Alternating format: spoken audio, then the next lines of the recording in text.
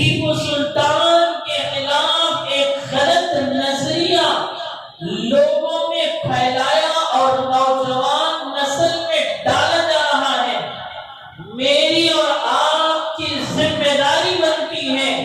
کہ جس اللہ والے نے رات میں اپنے رب کو منا کر اور دن میں گھوڑوں کی پیٹھ پر سوار ہو کر انگریز کی غلامی پسند نہیں کی اور انگریز کی تخت و تاج کو پسند نہیں کیا، اس نے کہا کہ شیر کی ایک دن کی زندگی گیدڑ کی 100 سالہ زندگی سے بہتر ہے۔ یہ کہتے ہوئے انگریز کے خلاف علم پرچم لہراتے ہوئے شہید ہو گئے۔ مجھے اور آپ کو ناز ہونا چاہیے کہ جس جنوب کے علاقے سے یہ شخصیت اللہ تعالیٰ نے پیدا کی اور اس کے ذریعے ملک عزیز کا کام لیا اور ملک عزیز کی حفاظت کا کام لیا، ہمیں چاہیے کہ اس کی تاریخ کو جب 15 اگست آ جائے اور جب یوم آزادی کے گنوانے کا اور بیان کرنے کا موقع مل جائے، ٹیپو سلطان اور نواب حیدر علی اور نواب سراج الدولہ اور ان کے نانا جان، ان کے بغیر اس ملک کی تاریخ نامکمل ہے۔ ٹیپو سلطان شہید علیہ الرحمہ نے اس موقع پر جنگیں 4 جگہیں مشہور ہیں، چاروں جگہوں میں ٹیپو سلطان نے بہادری کا اور اپنے اولو العزمی کا وہ ثبوت دیا کہ انگریز ان کے نام سے تھر تھراتا تھا، کانپتا تھا۔ ایک خوف اور ڈر ٹیپو کے نام پر انگریز کے دلوں پر مسلط تھا۔ اگر اپنوں کی غداری نہ ہوتی، بے وفائی نہ ہوتی، تو قریب تھا کہ ملک مسلمانوں کے قبضے میں دوبارہ آ جائے، لیکن مشیت خداوندی کچھ اور تھی۔ اللہ تعالیٰ جب کسی سرزمین میں ایک اسلام کی اشاعت اور اس کے پرچم کو بلند کرنا چاہتے ہیں تو اس کے بدلے میں انسانوں کی قربانی اللہ تعالیٰ چاہتے ہیں۔ سیدنا حسین رضی اللہ تعالیٰ کربلا کی شہادت، جس کو تاریخ نے مختلف طور و طریق سے بیان فرمایا، لیکن لکھنے والوں نے لکھا کہ اسلام زندہ ہوتا ہے ہر کربلا کے بعد، یعنی اسلام کو تقویت اور طاقت ملتی ہے مسلمانوں کی قربانی اور مسلمانوں کی جد و جہد اور مسلمانوں کی کوششیں جب اس میں لگتی ہیں تو اسلام پوری طاقت کے ساتھ ابھرتا ہے۔ اللہ بھی چاہ رہے تھے مسلمانوں کو تاریخ سمجھایا جائے کہ اسلام تمہیں جو ملا ہے وہ کوئی تمہارے باپ دادا اور تمہارے اوپر کی نسلیں جو ہوتی ہیں ان کی طور طریق سے نہیں، ان کے درجہ بدرجہ طور طریق سے نہیں، بلکہ اس کے پیچھے تمہاری ایک تاریخ ہے۔ تمہیں اسے پڑھنا چاہیے، سمجھنا چاہیے کہ ہمارے آنے والی نسلوں کو یہ سبق ملنا چاہیے کہ اسلام کو طاقت کیسے حاصل ہوتی۔ اسلام کو طاقت ملتی ہے ٹیپو سلطان کی شہادت سے، اسلام کو طاقت ملتی ہے نواب حیدر علی خان کی شہادت سے، اسلام کو طاقت ملتی ہے نواب سراج الدولہ اور ان کے نانا کی شہادت سے۔ تو شہادت ایک قیمتی سرمایہ ہے جسے صحابہ اکرام بھی نوش کرنے کے لیے سالوں سال گھوڑوں کی پیٹھ پر سوار ہو کر اسلام کے پرچم پر لہراتے ہوئے جاتے تھے کہ ہمیں شہادت کا جام مل جائے، جس کے بدلے جناب محمد رسول اللہ صلی اللہ علیہ وسلم نے فرمایا کہ خون کا قطرہ زمین پر گرنے سے پہلے اللہ تعالیٰ شہید کی مغفرت کر دیتے ہیں۔ تو اس کی شہادت پر دنیا میں نیکیاں وجود میں آتی ہیں، ان کی شہادتوں پر دنیا میں اسلام کے ڈنکے بجتے ہیں۔ 4 جگہ ٹیپو سلطان شہید علیہ الرحمہ نے لڑی اور اپنوں کی غداری کی وجہ سے سری رنگا پٹنم کی سرزمین پر یہ کہتے ہوئے کہ مجھے شہادت منظور ہے، لیکن انگریز کے سامنے قید و بند کی صعوبتیں برداشت کرنا، انگریز کے قبضے میں جا کر ان کی باتیں سننا، یہ مجھے برداشت نہیں۔ اور آگے سنیے، ٹیپو سلطان ان 4 جنگوں میں دوسری جنگ میں جب اپنے غداروں نے غداری کی تو 3 کروڑ روپے بطور عوض کے انہوں نے انگریزوں کے حوالے کیے کہ شکست ہوتی ہوئی نظر آ رہی تھی، تو انہوں نے سوچا کہ مسلمانوں کی ایک بڑی جماعت اپنے غداروں کی وجہ سے شہید ہو سکتی ہے، اس لیے انگریزوں کے دوسری جنگ میں مصالحت کی اور اس کے لیے 3 کروڑ روپے عوض میں، اور یہی نہیں اپنا آدھا علاقہ انگریزوں کے حوالے کیا، اور یہی نہیں اپنے 2 بیٹوں کو جو ان کے لخت جگر تھے، نور نظر تھے، گروی کے طور پر انگریزوں کے حوالے کر دیا۔ کون باپ کی ہمت کر سکتا ہے، یہ جرأت کر سکتا ہے کہ ملک کی آزادی کے لیے انگریز سے شکست ہوتی ہوئی نظر آ رہی ہے، مسلمانوں کا ایک جنگ غفیر ختم ہو سکتا ہے، اسے بچانے کے لیے، ملک کی عزت کو بچانے کے لیے اپنے 2 بیٹوں کو گروی کے طور پر رکھ دیا۔ ہے کوئی ملک میں جو دوسرے مذاہب کے لوگ بھی ہیں، ٹیپو سلطان پر طرح طرح کی باتیں کرتے ہیں، ان چیزوں کا مقابلہ کر کے دکھائے، محاسبہ کر کے دکھائے جو ٹیپو سلطان نے اس ملک کے لیے قربانیاں دی۔ اسلام کا یہ عظیم سپور اور اسلام کا یہ عظیم سپاہی، اسلام کا یہ عظیم ولی اور اسلام کا یہ عظیم عبادت گزار بندہ 1799 1800 کے ختم پر جامع شہادت نوش کر کے امت کو یہ پیغام دے کر چلا گیا کہ شیر کی طرح زندگی گزارنا، دیگر کی طرح زندگی گزارنا یہ مسلمانوں کو زیب نہیں دیتا، یہ مسلمانوں کی پہچان نہیں ہے۔ اس بہادر انسان کی تاریخ اللہ قرآن میں کہتے ہیں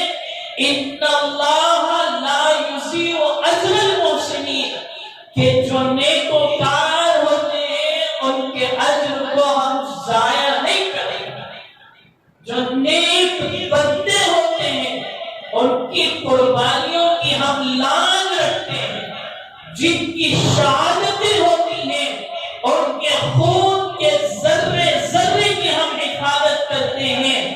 اور آنے والی نسلوں میں ان کے دلوں میں اس چنگاری کو پیدا کرنا ہے۔ ٹیپو چلے گئے، نواب حیدر علی چلے گئے، سراج الدولہ چلے گئے، لیکن ان کی شہادت پر اللہ تعالیٰ نے ایک علماء کی جماعت کو کھڑا کر دیا۔ دلی کی سرزمین پر ایک عظیم محدث اور ولی جن کو شاہ ولی اللہ محدث دہلوی علیہ الرحمہ کہا جاتا ہے، آج جتنے علماء پڑھ کر جس مسلک کے بھی ہو اپنے اپنے جگہوں پر بیٹھ کر قال اللہ و قال الرسول کی صدائیں لگاتے ہیں، وہ صدائیں اور حدیث کی روایت اور درایت جو ہے وہ حضور سے جو جا کر ملتی ہے وہ حضرت شاہ ولی اللہ محدث دہلوی رحمۃ اللہ علیہ کے ذریعے ملتی ہے۔ اتنا عظیم محدث جب اس نے تاریخ پڑھی اور دیکھا کہ ٹیپو کی زندگی کو، حیدر علی کی زندگی کو دوبارہ زندہ کیا جائے، اور انہوں نے جو مسلمانوں میں اسلام کے تعلق سے اور اس ملک کی حفاظت کے لیے جو قربانی پیش کی ہے اسے دوبارہ زندہ کیا جائے، تو تاریخ نے لکھا کہ دلی میں مدارس انتہائی زیادہ، ہر گلی اور ہر علاقے میں مدرسے تھے۔ انگریز کو معلوم تھا کہ اگر اس ملک کو ہمارے ہاتھ سے کوئی چھین سکتا ہے تو یہ چٹائیوں پر بیٹھے ہوئے دال روٹی کھانے والے، ان کی طاقت دال روٹی کھانے کے باوجود کلمہ اعلائے کلمت اللہ کے لیے اتنی طاقتور ہوتی ہے کہ گوشت خور اور بڑے سے بڑے سپر پاور بھی ان چٹائیوں پر بیٹھنے والوں کا مقابلہ نہیں کر سکتے۔ تو اس زمانے میں انگریز نے دلی میں ہزاروں مدارس پر بلڈیزر چلا کہ یہ ختم ہو گئے تو ملک ہمارے قبضے میں۔ شاہ ولی اللہ محدث دہلوی علیہ الرحمہ انہوں نے جب یہ دیکھا تو مدارس کی چنگاری اور مدارس کی بنیاد کو مضبوط کرنے کے لیے اپنی نسل اور اپنی اولاد میں اس کی اہمیت اور افادیت پر خوب روشنی ڈالی۔ ان کے لڑکے شاہ عبدالعزیز محدث دہلوی علیہ الرحمہ 1803 میں سب سے پہلے انگریز کے خلاف جہاد کا فتویٰ دینے والی شخصیت حضرت شاہ ولی اللہ محدث دہلوی کے بیٹے حضرت شاہ عبدالعزیز محدث دہلوی علیہ الرحمہ 1803 میں فتویٰ دیا کہ مسلمانوں پر لازم ہے کہ اب اپنے ہاتھوں میں انگریزوں کے خلاف علم بغاوت لے کر اٹھیں اور جہاں انگریز نظر آئے اسے ختم کر دیں۔ اس فتوے کا اتنا شور شرابہ ہنگامہ ہوا کہ انگریز کے پیروں کے نیچے سے زمین کھسک گئی کہ ہم جس سے ڈر رہے تھے، خوف کھا رہے تھے کہ مدرسے میں پڑھنے والا بھی ہمارے خلاف کھڑا ہو سکتا ہے، شاہ ولی اللہ نے ایسے فرزند کو تیار کر کے ہمارے خلاف کھڑا کر دیا۔ 1803 میں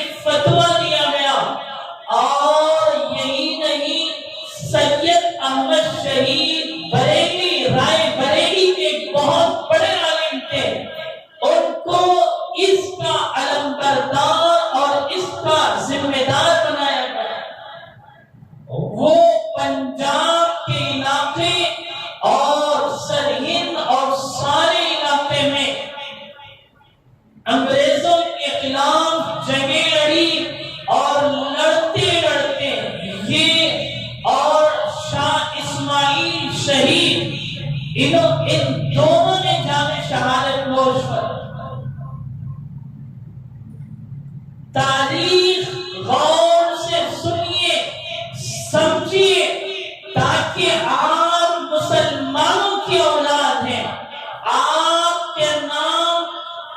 زبان پر جن کے نام جاری ہوتے ہیں وہ تو بعد میں آتے ہیں۔ ان 200 سالوں میں مسلمانوں کے علاوہ اگر کسی غیر نے قربانی دی ہے تو وہ لائے ہمارے سامنے پیش کرے۔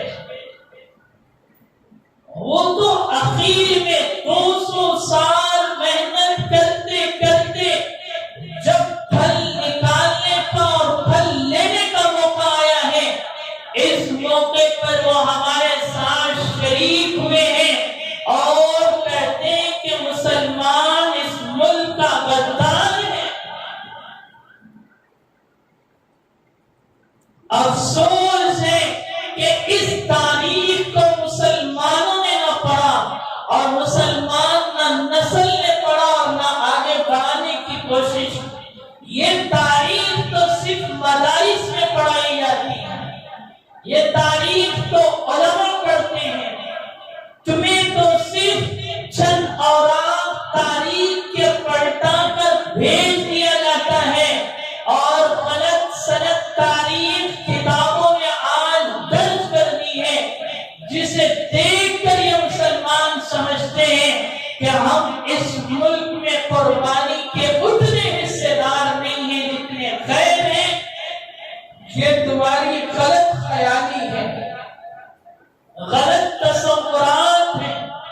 اصل تاریخ پڑھو گے، انڈیا گیٹ میں چلے جاؤ، وہاں جو شہدائے آزادی کے نام لکھے گئے، آپ کو 70% نام مسلمانوں کے ملیں گے، 30% نام وہ ملیں گے جو غیر کے ہیں۔ تو بتاؤ، تاریخ کے اوراق اور تاریخ کے صفحات اس ملک کی آزادی کے لیے مسلمانوں سے بھرے پڑے ہوئے ہیں، پھر کیوں مسلمان کم ہمتی اور بزدلی سے زندگی گزارتا ہے؟ حالات آنا، حالات کا مقابلہ کرنا، یہ تاریخ ہمیں بتاتی ہے۔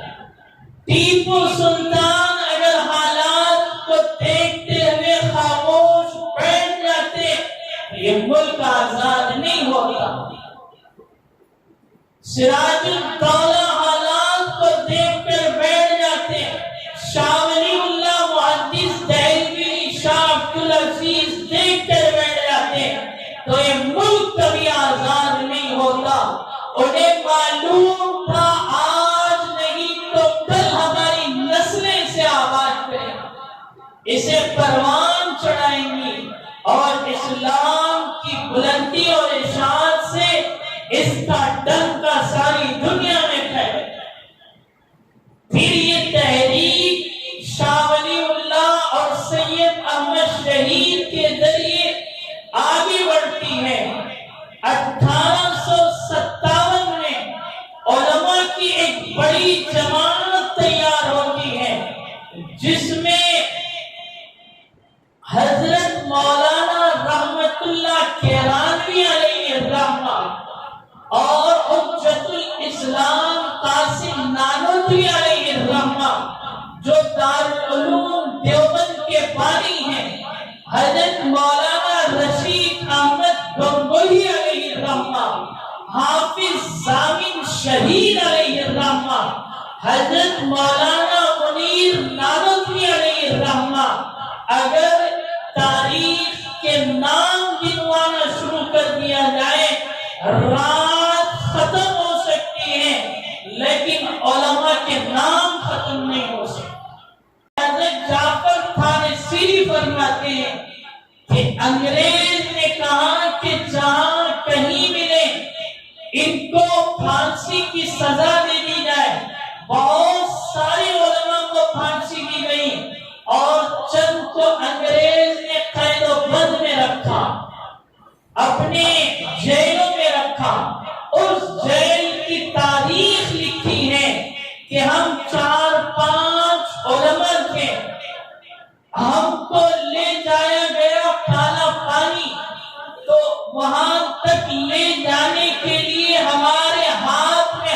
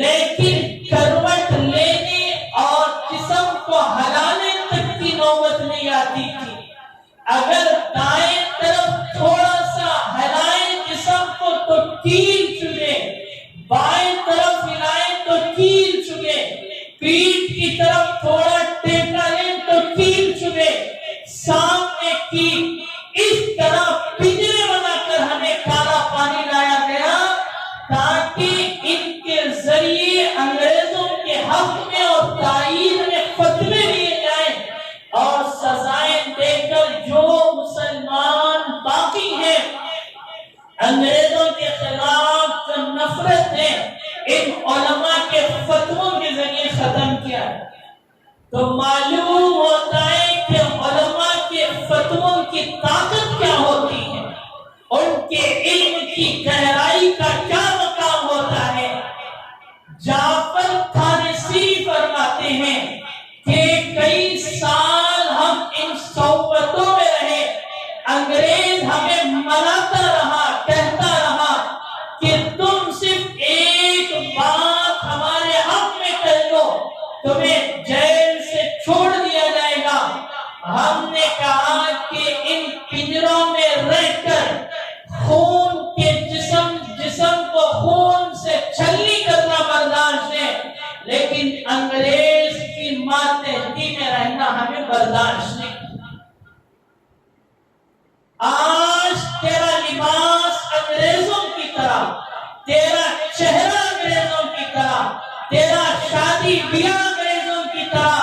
تیرا کھانا پینا انگریزوں کی طرح، تیرا سونا اٹھنا انگریزوں کی طرح، تیری زندگی کا ہر جز انگریزوں سے بھرا ہوا، اور انگریز چاہ رہا تھا کہ علماء کے ذریعے سے ختم کیا جائے۔ کیا کہو گے کل قیامت کے دن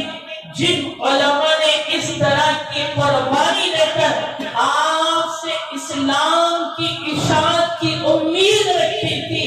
کہ ہم ختم ہو جائیں گے، ہم شہادت کا جام نوش کر لیں گے، لیکن ہماری آنے والی نسلیں اسلام کو زندہ رکھی۔ 1857 کے بعد پھر 1866 یعنی 1867 میں جب لارڈ میکالے کے ذریعے اس ملک کی تہذیب، اس ملک کے عقیدے اور اس ملک کے ہر طور و طریق پر انگریز چاہ رہا تھا کہ ہم مسلط ہو جائیں، تہذیب ہماری ہو اور عقائد نصرانی نافذ کیے جائیں اور اس کے علاوہ ہر چیز ہماری ہو، لارڈ میکالے نے کہا کہ ہندوستان کے جو لوگ ہیں جسم کے اعتبار سے کالے اور ذہن کے اعتبار سے گورے ہو۔ اس نے یہ جملہ لکھا تھا کہ جسم تمہارا ہے، تم جیسے تمہیں اللہ نے پیدا کیا ویسے، لیکن ذہن ہمیں اس طرح بنا دیں گے کہ ہمارے طور و طریق کا نفاذ اس ملک میں عام ہو جائے۔ تو جب حجت الاسلام قاسم نانوتوی نے دیکھا کہ اب تو انگریز سے چھٹکارا بھی حاصل کرنا ہے اور دوسری طرف اب یہ اپنے عقائد اور تہذیب کو داخل کرنا چاہ رہے ہیں، تو اس کے لیے ہمیں چاہیے کہ ہمارے نوجوان نسل میں ایسے افراد تیار کیے جائیں جو تہذیب کے اعتبار سے، رہن سہن کے اعتبار سے اسلامی ہو۔ تو انہوں نے 1866 میں دارالعلوم دیوبند کی بنیاد رکھی۔ ایک طالب علم جس کا نام محمود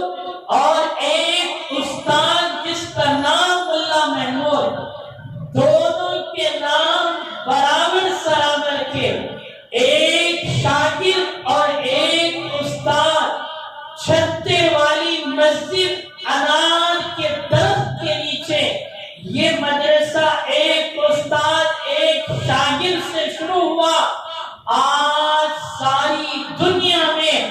اس کے پڑھے ہوئے لوگوں کو اسلام کا تعارف کرا رہے ہیں، اسلامی تہذیب سمجھا رہے ہیں، اسلامی معرفت سمجھا رہے ہیں۔ تو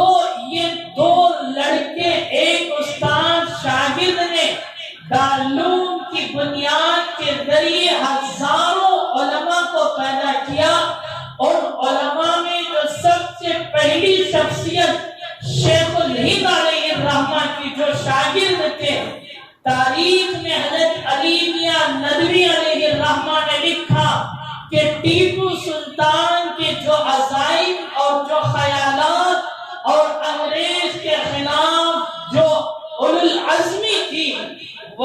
اللہ تعالیٰ نے شیخ الہند کے خون کے ذرے ذرے میں پیدا کر دی تھی۔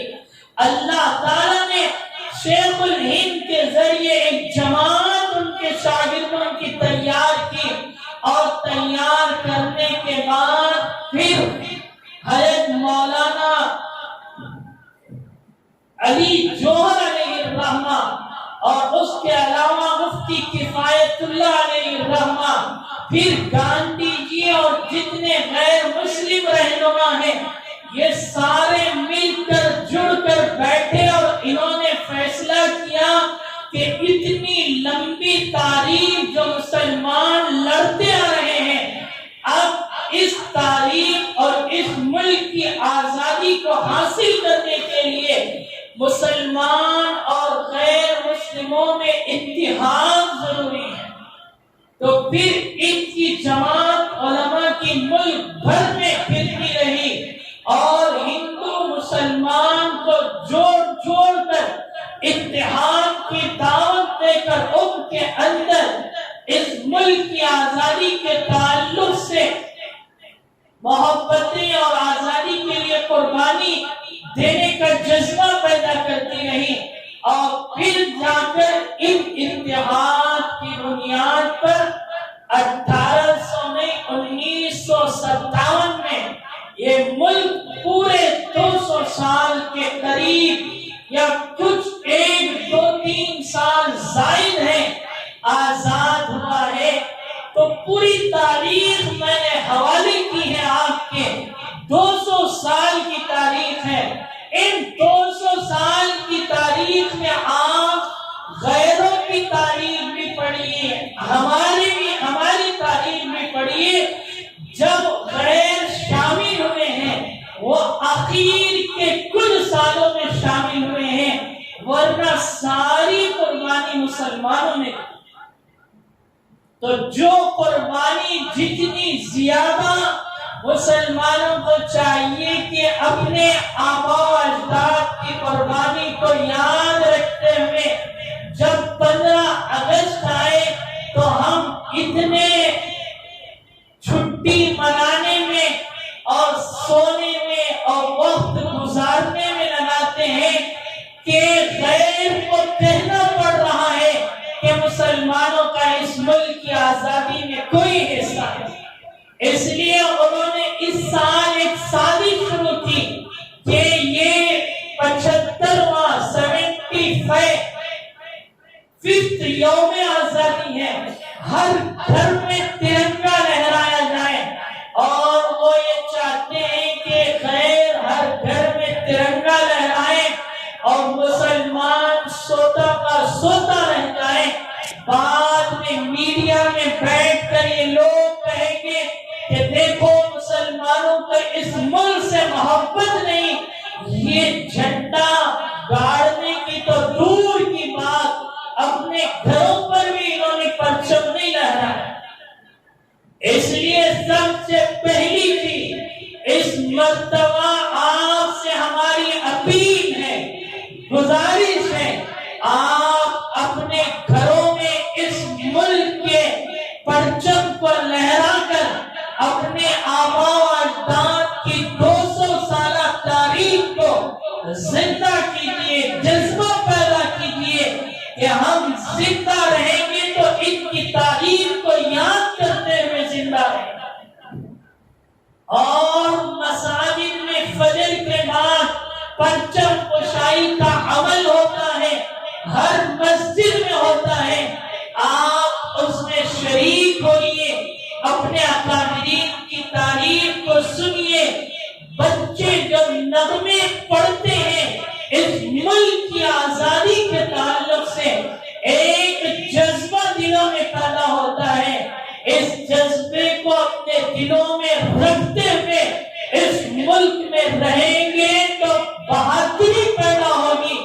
ورنہ بزدل بن کر دنیا سے چلے جاؤ۔